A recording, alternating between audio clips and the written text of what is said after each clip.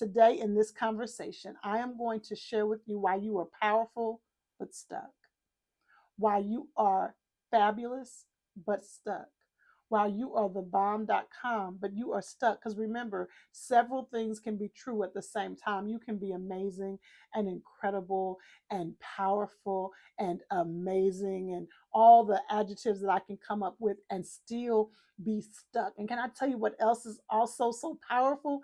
You could have made some great strides in your life. You could have accomplished some amazing things. You could be one of the first in this area, the first in this area, and still be stuck. You could have accomplished way more than most of the people in your life, but there's so much more for you to accomplish, and you are stuck because sometimes our achievements fool us into thinking that we are living the fullness of the life He has created for us, He being God, and we still are living a watered down version of ourselves. Hey friend, I'm Robin May, and a few of the professional hats that I wear includes being a transformational speaker, a life coach, and a licensed therapist. And personally, well, I'm a wife, a mommy to 3 girls, and a pastor's wife, just to name a few. Girl, I'm over here doing all the things while trying to stay in shape and keep my skin clear. But the truth is, I don't want to be known for being busy. I think that's a scheme that somebody set up. No, I want to be known for living a life that is in perfect alignment with what God intended. And I want to help you do the same. So it's with that in mind, I'd like to welcome you right here to Intentional Conversations with Robin May and friends. Over here, we're creating a safe space to have real conversations with real women on real topics. This is a judgment-free zone where we can be vulnerable and honest and curious about our lives so that we can elevate not just what we do, but who we are. So if any of that resonates with you, again, welcome to our safe space. This is Intentional Conversations with Robin May and friends. Hey friend, welcome back to Intentional Conversations with Robin May and friends. And did you hear me say welcome back? Listen, if this is your first time here, I should really say welcome, welcome, welcome. I'm super excited that you are taking some time to hang out with me. This is just a place to have real conversation with real women on real topics. If you are one of my returning sisters, I am so happy that you are back. I love this time that we have. I love this community that we are building. You all are DMing me. You are stopping me when you see me, letting me know that you are tuning into the podcast, and I really appreciate it. You could really help me out. If you're watching this on YouTube, please subscribe to my YouTube channel. Leave a comment and share this video. If you are listening to this on your favorite podcast app, will you please leave a review? Also, wherever you are watching this, share it with your people. Let them know that we are really diving in over here. I'm super excited about our conversation today, but before I go there, girl, have you gotten your copy of Before You Take His Name?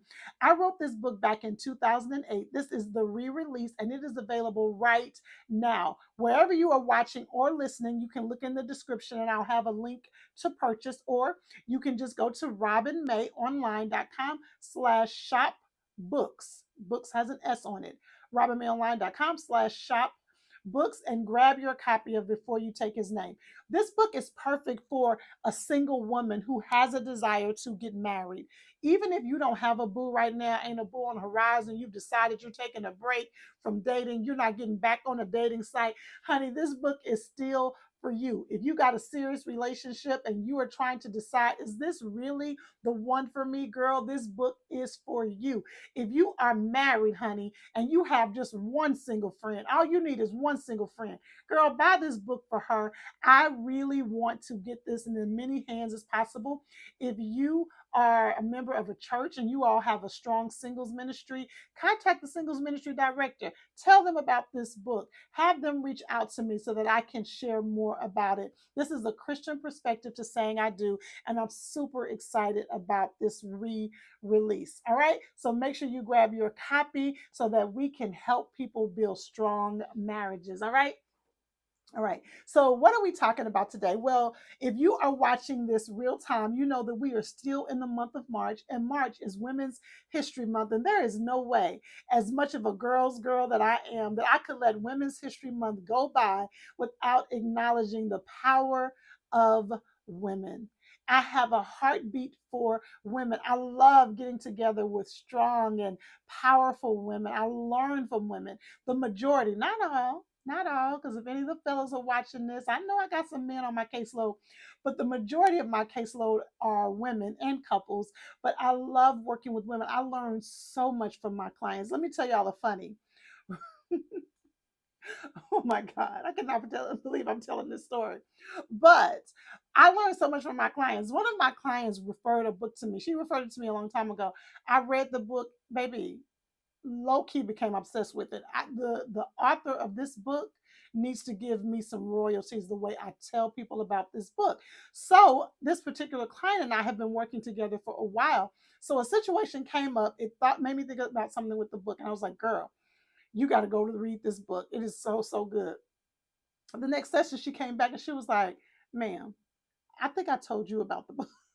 She was like, when I went to it, I was like, wait a minute. I think I told Robin about the book. That's how impactful my work is with my clients. They influence me. I clearly am influencing them because they stick around. And so I absolutely love being with strong and resilient. I'm going to talk about that in a minute.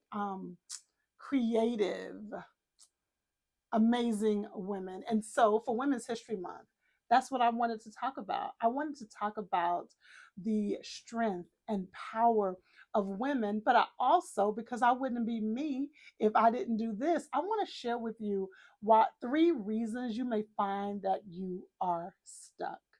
There may be, I think there are 3 reasons you may be stuck, and I want to help you get unstuck so that you can live the life you truly want to live. You know, over here, life stands for living intentionally, fully engaged. Over here, I am helping you elevate not just what you do, although that's important. I'm helping you elevate who you are. I'm helping you live life. And so there are 3 reasons you may be stuck. And I'm going to share with you those 3 reasons. And I'm going to tell you what you need to do about it. Also, I invited some of my girlfriends into this podcast. I made a post on social media and I asked them to tell me how they shifted or got unstuck in areas of their life. So I'm going to read some of what they shared. So we have a lot to cover, and hopefully we're going to do this pretty quickly so I don't have you here like I did last time for well over an hour. Did you check out that episode?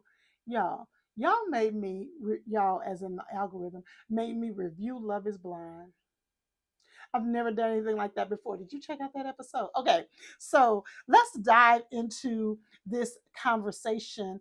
Whenever I am speaking to a room filled with women, particularly when I'm speaking for ministry engagements, I often say this to women. I often say, something happens when God's girls gather together to give him glory. Something happens when God's girls gather together. This is so powerful to me and so true.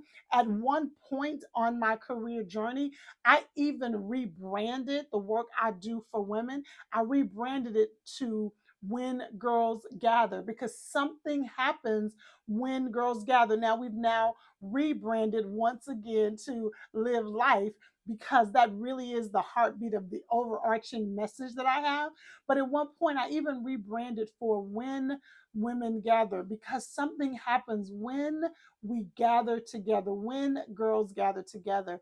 Something shifts when we can put aside our pretense, when we can put aside our pride, when we stop thinking that this girl has something against me or that girl has something against me. When we really come together, something happens, and I believe something supernatural happens. And so that is what I really believe about the power of women. My idea of a good time is to hang out with some of my girlfriends at a Mexican restaurant, or to have Mexican at home, and we're just laughing and talking and having a good time. Baby, that's my idea of a good time. My birthday, I'm turning 50 in the year of this our Lord 2024.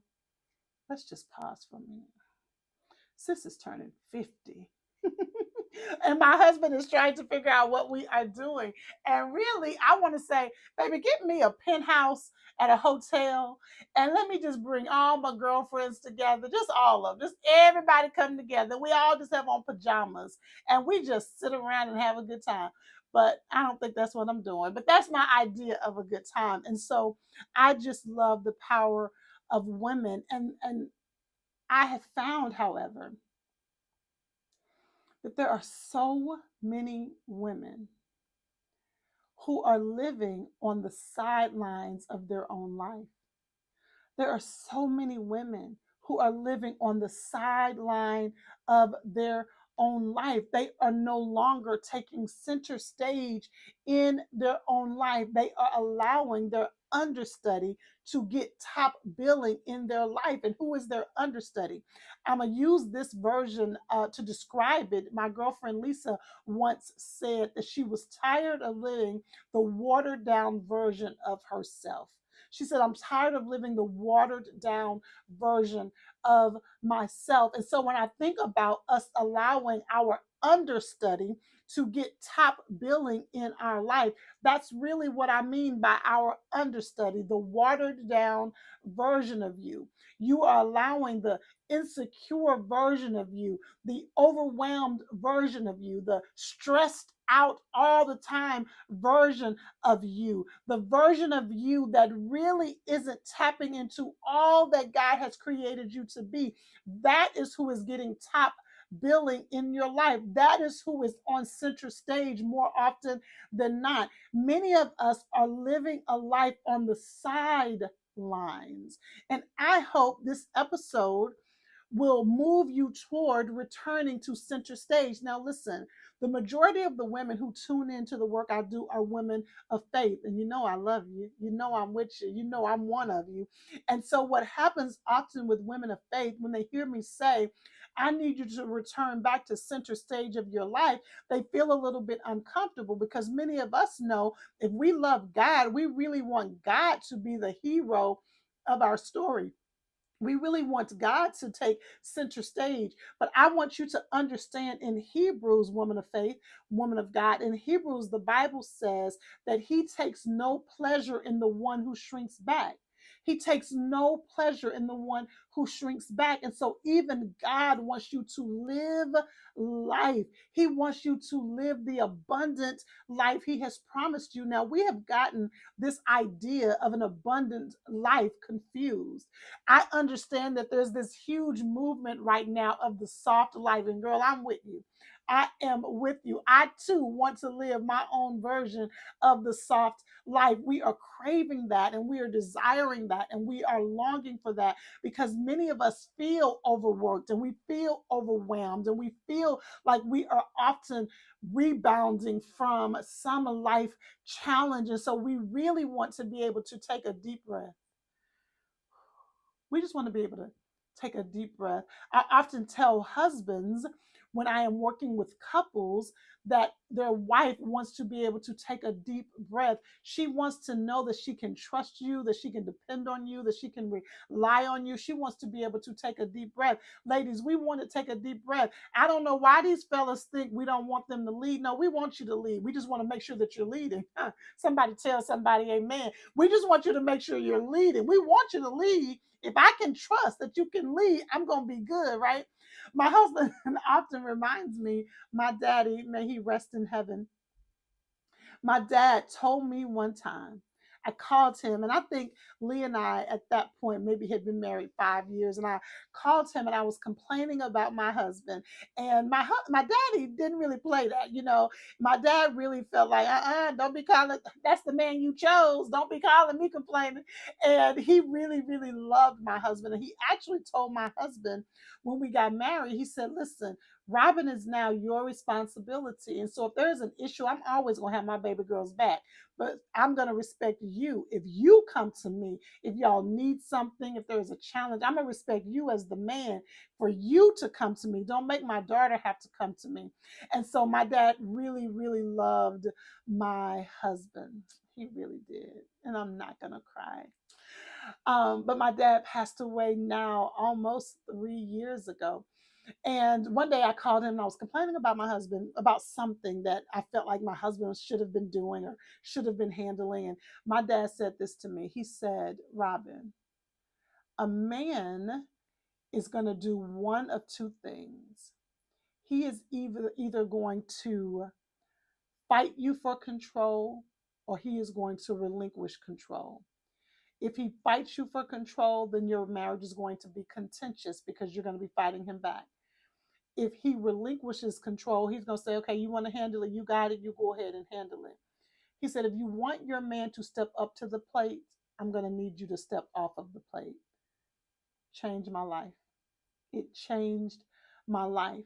And so when my husband is getting annoyed with me, he'll say, what'd your daddy say? What did your daddy say? But I made that whole statement because, ladies, we want a man to lead. We will step off the plate long as I know when you step up, things are going to get done.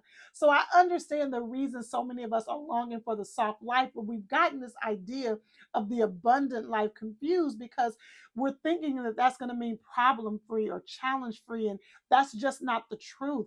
God wants you to live an abundant life, but He never promised that abundance means that there's no challenges, that there's no overwhelm. He never promised that. He did say, in this world, you will have trials and tribulations, but you can be of good cheer because although they are there, I've already overcome them. He did tell us, listen, the weapons are going to form. Let me go ahead and warn you. The weapons are going to form, but when you are in me, they cannot prosper. They simply cannot prosper. That doesn't mean you won't get sick. But even if it's sickness unto death, you still will be with me. There is no way the weapon can prosper. And so I know that it feels uncomfortable when you hear me say, girl, return back to the center stage. But you understand what I mean, not where you are overriding the authority of God in your life, but you are getting in your rightful place in the story that He has created for you. But, girl, again, so many of us are living this watered down version of you. Now, listen, if you are listening to this, girl, you are listening to this for a reason. There is a reason that God invited you to listen to this episode this day for this specific reason. I want you to live life.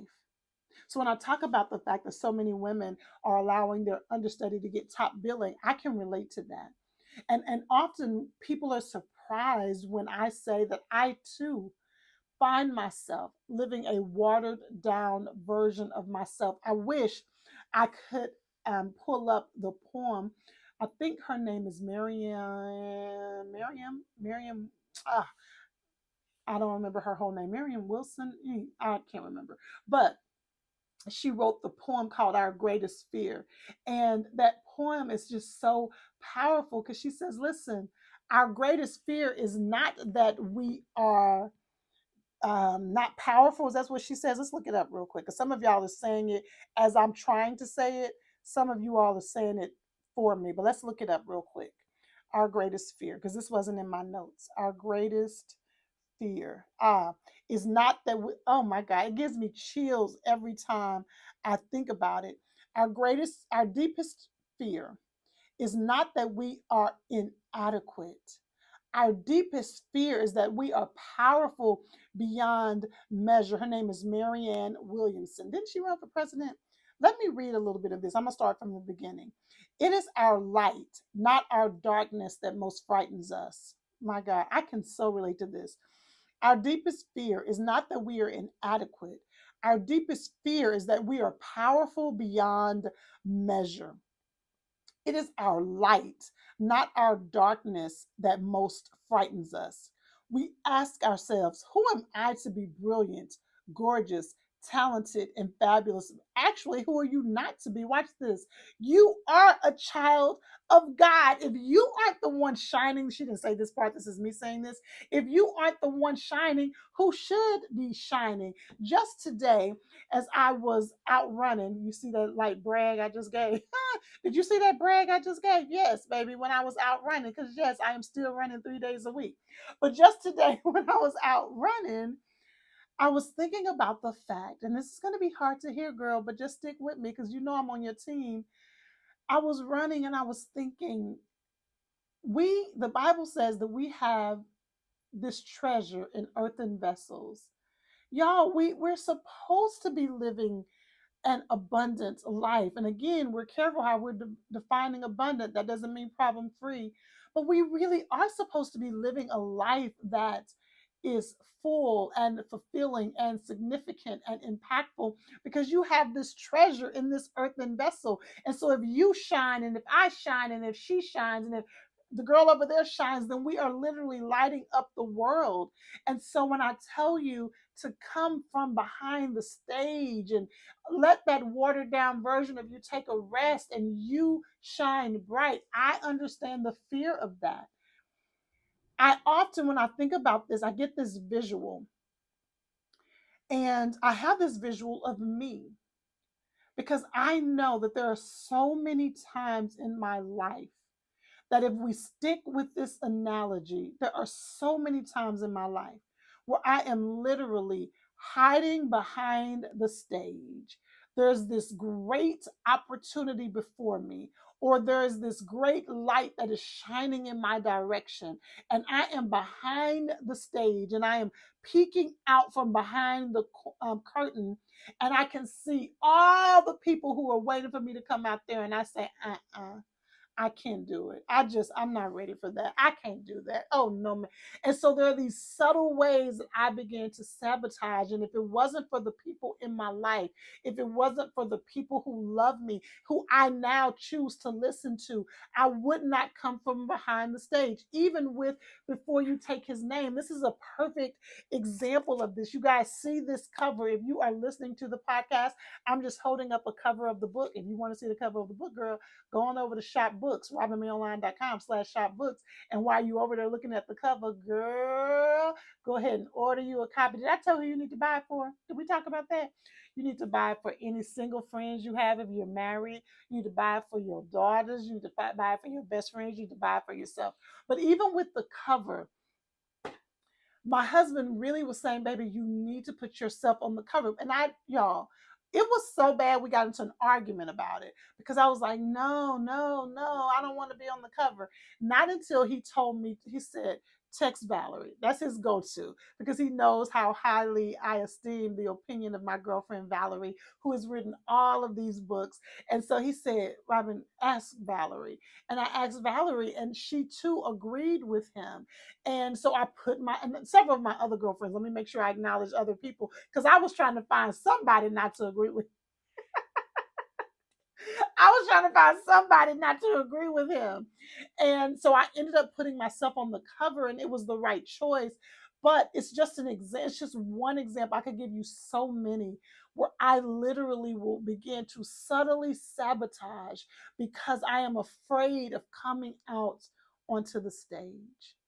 So, sis, if any of that resonates with you, we're going to talk about it today. Today, in this conversation, I am going to share with you why you are powerful but stuck, why you are fabulous but stuck, while you are the bomb.com, but you are stuck. Because remember, several things can be true at the same time. You can be amazing and incredible and powerful and amazing and all the adjectives that I can come up with, and still be stuck. And can I tell you what else is also so powerful?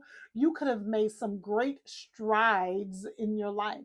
You could have accomplished some amazing things. You could be one of the first in this area, the first in this area, and still be stuck. You could have accomplished way more than most of the people in your life, but there's so much more for you to accomplish, and you are stuck because sometimes our achievements fool us into thinking that we are living the fullness of the life He has created for us, He being God, and we still are living a watered down version of ourselves. And so today, I want to share with you why you are fabulous but stuck. Now, before I give you these three reasons, I'm going to give you three reasons you are stuck, and I want you to promise me that you're going to make a promise, girl. Okay, let me tell you what the promise is, and then you promise me. You ready? The promise is, when I give you these three reasons why you are stuck, I want you to promise me that you are going to come DM me. You're going to come and DM me. Go to my Instagram. It is Robin May Online, and you cannot forget that. You know my name is Robin. You know my last name is May, like the month, and you know Instagram is online. So Robin May online. And I want you to DM me and tell me which of these three reasons resonate with you. But before I tell you these three reasons, I first want to do two things. One, I invited some of my Facebook friends to share with me what they did to get unstuck in one area or more. So let me tell you this. The women at our church, my husband and I, if you're new here, my husband and I pastor a church, Transforming Faith Church. And the women at TFC, that's what we call our church, the women at TFC are called freed women. That's what I call them, the freed women, or that's what we call them. And I call them freed women because our commitment is this: freed women, free women. Freed women, free women. In other words, once you've gotten free in a certain area, you have an obligation and, quite frankly, an anointing to help a sister get free in that area. But what's so powerful about this concept is you may be free over here, but stuck over here. And so, this freedom over here, you can help this sister, but girl, that sister over there can help you get unstuck where you're stuck. So, my Facebook friends shared where they have been stuck before and what they did to shift. I phrased the question by asking them this. Let me see. I want to read it for you exactly how I said it. Let's see if I can find it. Hold on one second. All right. So I told them I wanted them to answer this question. I wanted to be the kind of woman who, fill in the blank, so I became her. Now, this is the second thing I'm going to ask you to do for me. Can you DM me your answer to this question in honor of Women's History Month? I wanted to be the kind of woman who, fill in the blank, so I became her. If you're watching this on YouTube, you can do it right in the YouTube comments. If you're watching this or listening to this on your favorite podcast app, you can DM me on Instagram. I wanted to be the kind of woman who, fill in the blank, so I became her. You know, when you're looking at areas of your life, I want you to be able to say, I wasn't doing this. I was kind of stuck in this area, and this is what I got unstuck in this area, right? So, how I would answer this question is I wanted to be the kind of woman who was a runner. So I became her. Let me tell you what several of my girlfriends said. Hey, Jairus, my friend Jairus, she said, I wanted to become the kind of woman that prioritized her needs. So I am becoming her. I love that. Jairus said, I am still becoming her. It's a work in progress. My sis Ebony, oh, I love this girl. Ebony said, I wanted to become the kind of woman that showed up for children in need. And so I became her. Mm. I wanted to become the kind of woman that showed up for children in need. So I became her. Loved it. Kanisha, Kanisha said, I wanted to be the kind of woman who walked boldly into rooms, and so I became her. I need you to be thinking about what you are going to DM me or what you're going to comment on the YouTube link. I want to know, who did you become? Let me give you a few more. My girl Chastity. Chastity is my girl from Dallas, Texas. It's my home girl. She is my AB partner, as we call our group me AB. And then she also is my college classmate. Well, not really, because she's older than me. Hey, Chastity. Hey, Chaz. Yes, honey, you're older than me. I know y'all don't like it. My girls don't like it when I tell them that. Anyway, Chastity is my sister. Chastity said, I wanted to become the kind of woman that, wait a minute, Chastity, you older than me. I'm saying that, but I don't know. Anyway, okay. Chastity said, I wanted to become the kind of woman that takes care of herself just as much as she takes care of others. And so I became her. I think a lot of y'all can relate to that. We have a few more. Listen to this. My girl Linda, who is also a mental health professional, she is the bomb. She said, I wanted to be the kind of woman people trusted and felt safe with in their darkest moments. So I became her. I love that, Linda. Oh my God, Miss Carol. Miss Carol is the prayer warrior you want praying for you. Miss Carol said, I wanted to be the kind of woman who gives to others. And so I became her. All right, we have three more. Miss Daisy. I love me some Miss Daisy. She said, I think Miss Daisy and her husband have been married Oh my gosh, am I making it up to say 40 years? I think they may have been married 40 years. Miss Daisy said, I wanted to be the kind of woman who exemplifies God's love for any and every person I come across in life. And I became her. Daisy, I love that. My sis Nine and I have been friends for 30 years. That is my girl. Nine said, I wanted to be the kind of woman who exhorts positiveness, encourages others, especially other women, and I became her. And this is the last one. This is my girl, Amila Tay. Amila is one of my girls as well, my sister friend, and Amila and I were roommates. That's just my heart. Amila is my whole heart. Amila said, I wanted to be the type of woman who is trustworthy. So I became her. But she added a caveat. Listen to this. I am not into secrets, but I do value discretion and holding space for what is personal and private. And when I tell you, baby, Amelia, if you're looking at this, honey, that is so you. She is where I'm gonna go with my secrets, baby. She became her. I hope that inspired you, sis. As we talk about the 3 reasons you may be stuck, I hope that inspires you.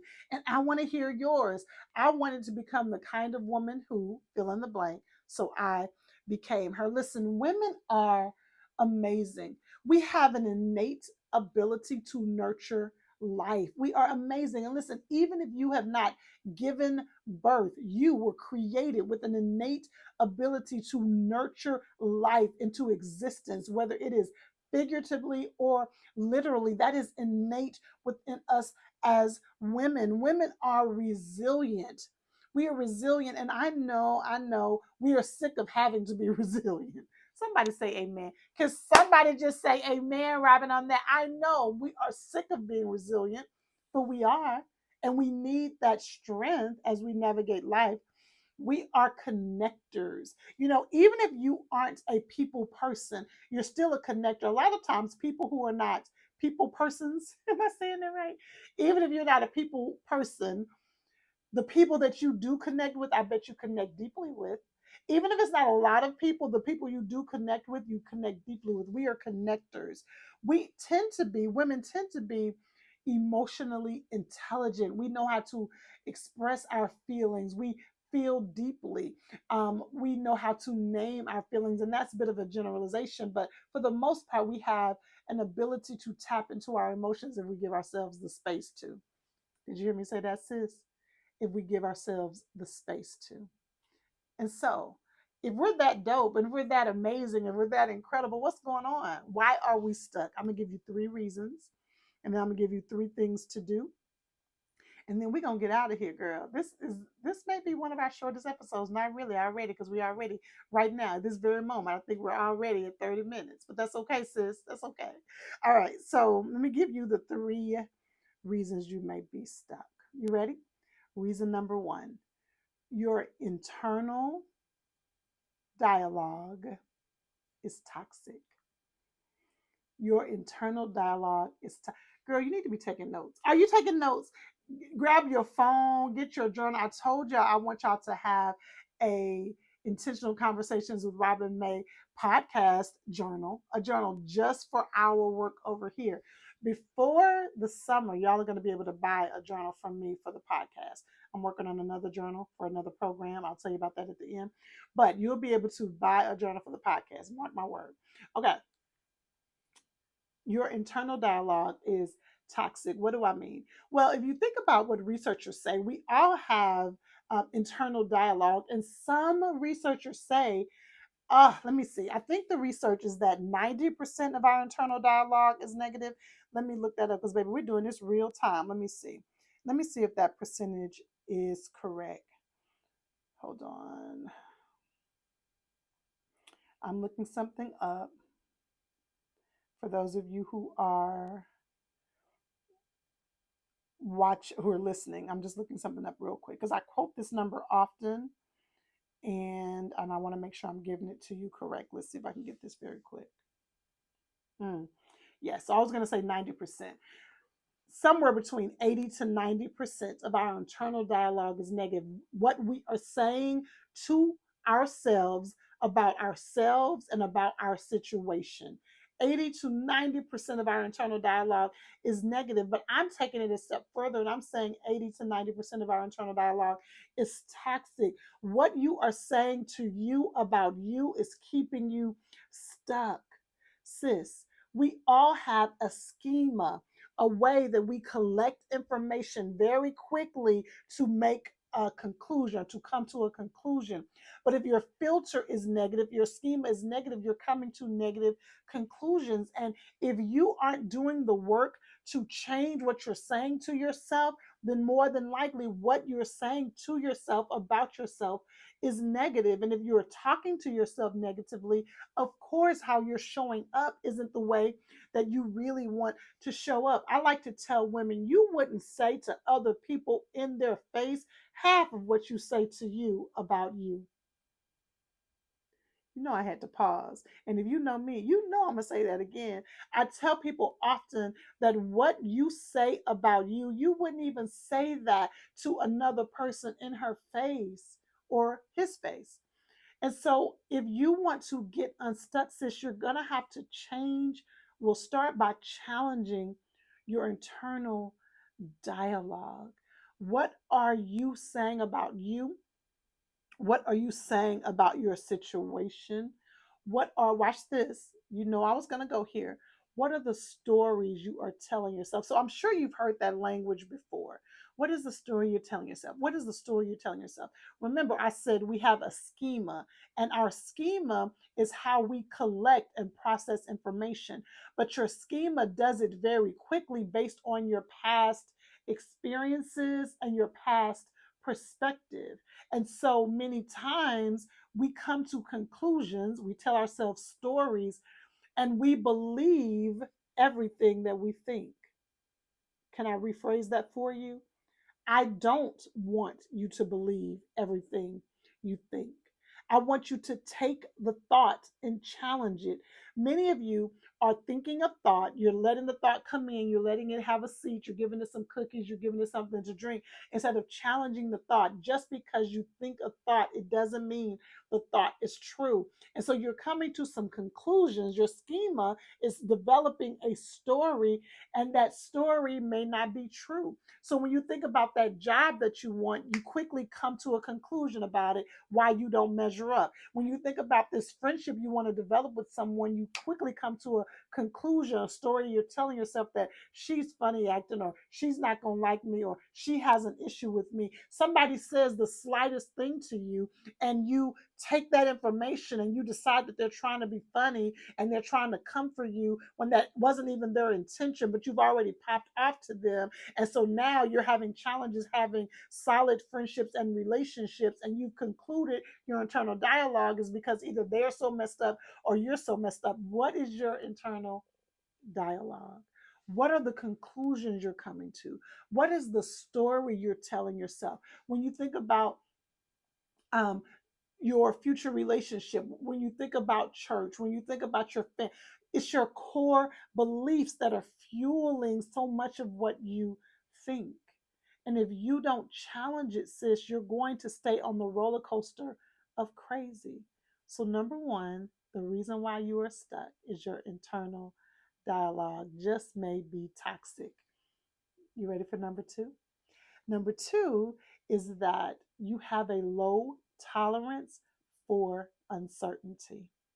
You have a low tolerance for uncertainty. Remember, I'm talking about why you're stuck. You can't quite move from where you are. You're right here. You know you want to be over here. You're right here and you know you want to lose weight, but you can't figure out how. You're having a hard time. You're stuck. You can't seem to get over there to what it's going to take to lose weight. You know you want to have a healthier relationship with your family, but you can't quite figure out how to get over there. You're stuck. You know you need a new career. Where you are right now, you're very frustrated, but you can't quite figure out how to get over there. You know that there is more to life than what you're living, but you can't quite seem to get over there. You know you probably need to find a therapist, but you just can't quite seem to get over there. And the reason number two is because you have a low tolerance for uncertainty because you are here. You got to get over here, but you cannot go from where you are to where you're supposed to be without going through the middle. I call it the messy middle. But many of you don't have a tolerance. Many of us have a low tolerance for that messy middle, that uncertainty. And so, because you are either a perfectionist or you are a control freak, I didn't want to say it, but I had to say it, or you are just afraid. You're just saying, I'm afraid, I'm afraid, I'm afraid. But saying I'm afraid doesn't give you a true answer. I'm afraid of what? I'm afraid of not knowing what's happening over there. Listen to this. In order to experience transformation, you must be willing to tolerate uncertainty and the unknown. And if you cannot tolerate uncertainty and the unknown, you will sabotage the transformation. And the transformation is the exact thing you long for and desire. And it is going to be uncomfortable. Sis, it is going to be uncomfortable. It is what you want, but getting to what you want is going to be uncomfortable. But because you cannot tolerate that uncomfortableness, which is the uncertainty and the unknown, you are staying stuck. Have I come down your street yet? I told you I wanted you to DM me and tell me which of these three really resonate with you. Number one, your internal dialogue is toxic. Number two, you have a low tolerance for uncertainty. All right, girl, and here's the third reason you may find yourself stuck. Many of you are stuck because you have not created a safe space. What do I mean? So many of you are living on what I have called isolation island. And listen, I got my spiritual girls who are going to say, Robin, God has me in a season of isolation. All right, I'll give it to you. There are times that we may be pulled away from the crowd, but you have turned what was a season into a lifetime. You were not created for isolation island. You were created for community, to be in healthy fellowship with other people, especially other women who can encourage you, who can push you, who can challenge you, who can remind you of how incredible you are, who can remind you of how special you are, who can point out your gifts, who can also challenge you and show you that blind spot that you just couldn't see, to help you see the growth areas in your life, to challenge you, girl. You cannot say that like that. Girl, this is probably happening because of this, to really help you become the fullest and greatest version of you. Remember, iron sharpens iron. You need a safe space.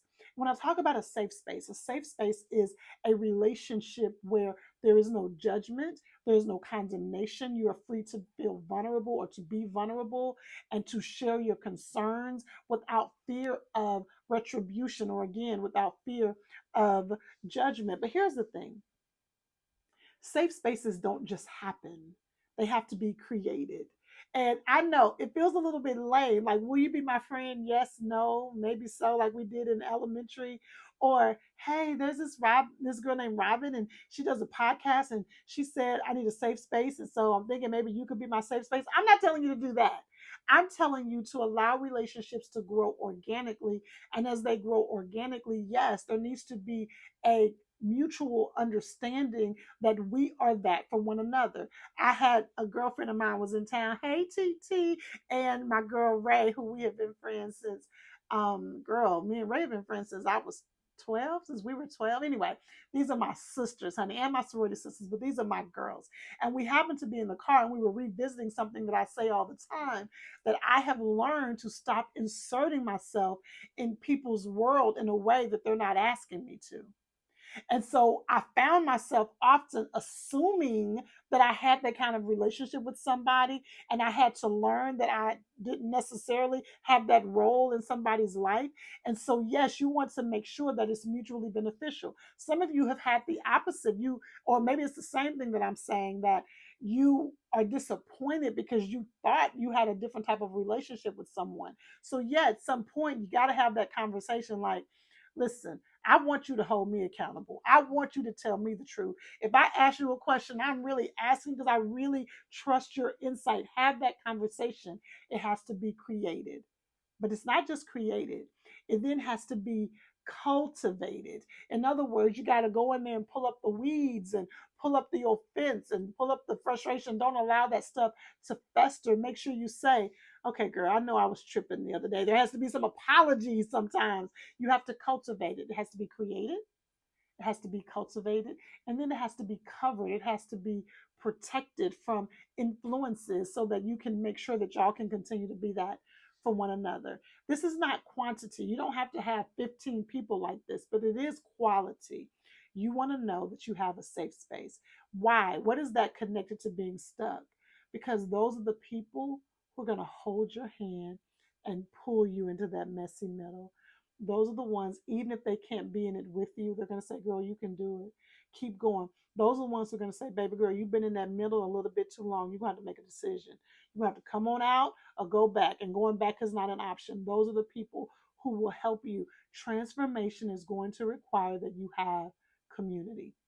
So, sis, those are the three reasons that you just may be stuck. Number one, your internal dialogue is toxic. Number two, you have a low tolerance for uncertainty. And number three, you don't have a safe space. Can I give those to you again? The three reasons you just may be stuck. Your internal dialogue is toxic.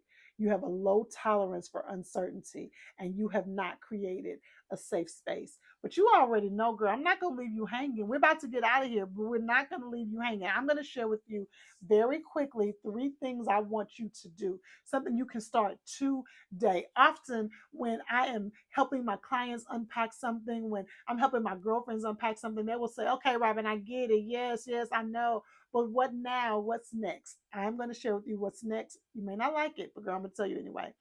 Number one, I'm going to be quiet for a minute. I'm going to see if you can guess. This will let you know how long you've been hanging with me. Can you guess what the first thing is? I know some of y'all said pray. Of course, that's a given. I want you to pray. But number one, pause and pay attention.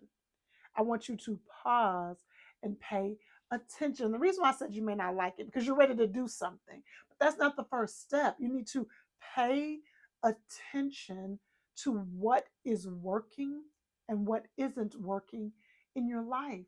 You need to do an honest assessment of your life. Where are we going to put our energy first? Where do we need to lean in?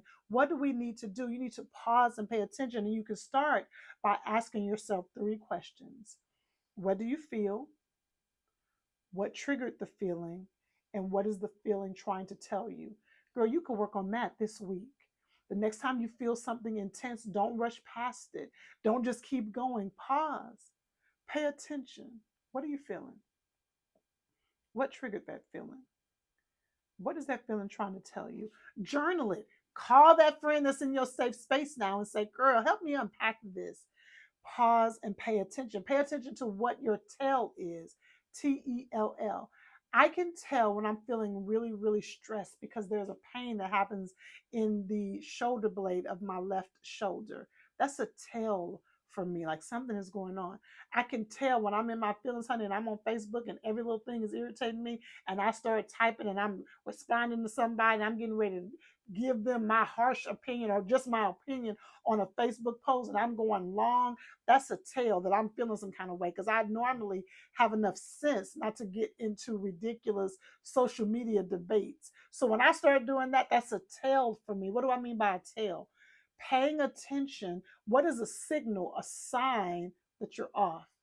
What is your tell? One of my people told me that her left hand starts tingling. That's when she can tell, wait, something is off.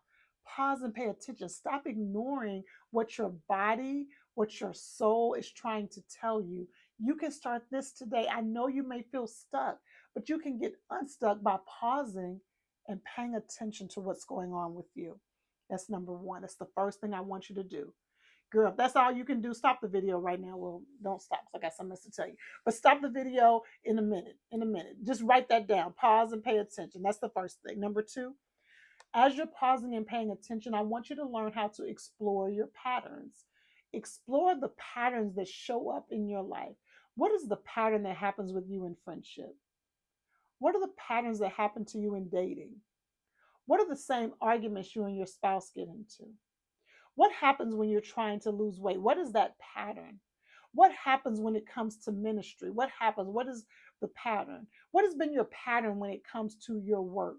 Pay attention to your patterns. Don't just give it Don't just brush it off because this is what I always do. No, sis, pay attention to your patterns so that you can discover what is happening in your life. As you discover your patterns, you'll probably be able to trace back to what is the undercurrent of those patterns. What's the belief system that's running beneath the surface that's causing this same situation to show up in your life over and over again? Because here's the thing, you can't change what you don't acknowledge. So we first need to understand what's going on so that we can begin to make the necessary shifts so you can get unstuck.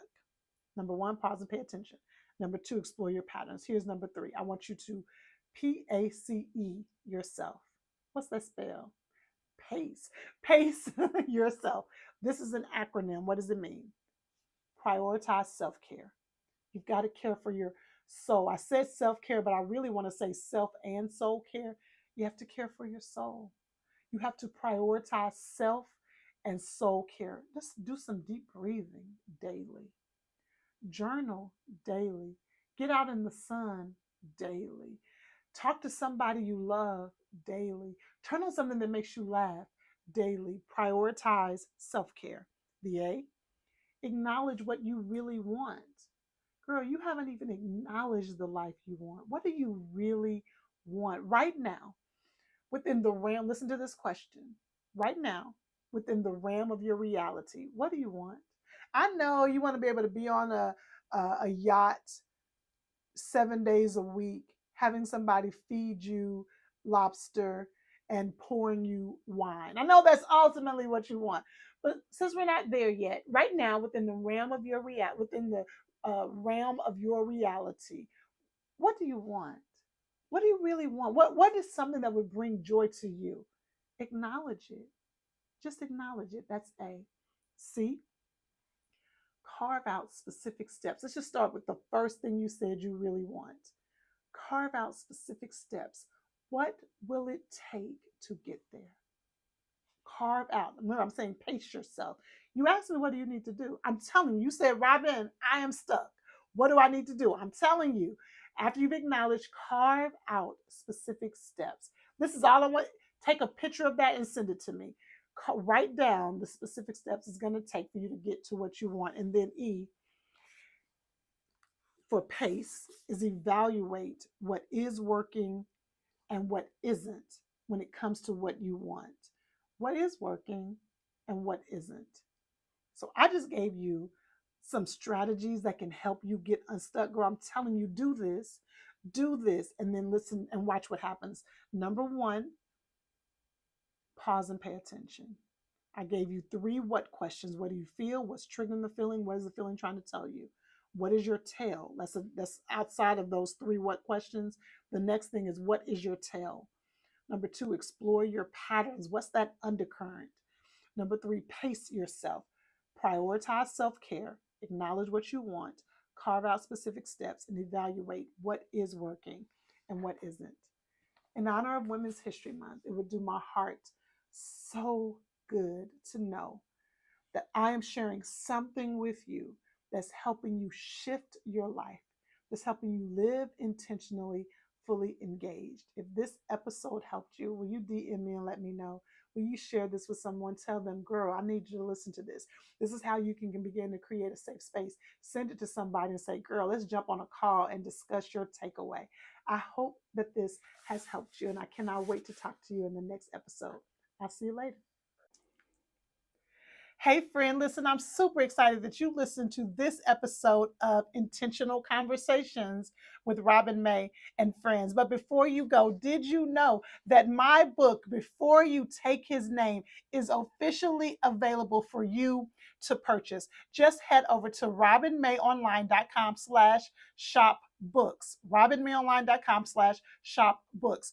Before You Take His Name gives Christian women 14 questions that you should ask before you say I do. But here's the thing.